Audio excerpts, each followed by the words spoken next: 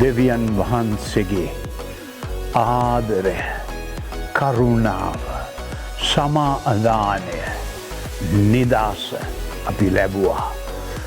ජේසුස්ගේ උපන්දිනය කියනකොට ඒක සතුටක්, ආශිර්වාදයක් හදවතට බිහිවෙනවා.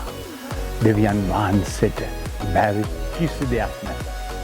That is why. කිසි දෙයක් නැත. උන්වහන්සේ ඔබව ආශිර්වාද කරා.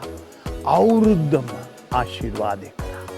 මේ නත්තල් කියන්නේ ජේසුස්ගේ නාමය, උපත, බලය සමරන දවසයි. අලුත් අවුරුද්දේ කිසි අඩුවක් නැතුව යහපත් ආශිර්වාදයක්. උන්වහන්සේගේ මහඟු දයාව අපගේ හදවතේ ක්‍රියා කරයි. අලුත් අවුරුද්ද කිසි අඩුවක් නැති සුවයෙන්, සමාදානයෙන්, සතුටෙන්, ප්‍රේමයෙන් ජීවත් වෙන්න පුළුවන්. ජේසුස්ගේ නාමයෙන්. ඉතා සතුටු නත්තල ඔබ සැමට. අලුත් අවුරුදු ආශිර්වාදයක් වේ. ජේසු ක්‍රිස්තුස්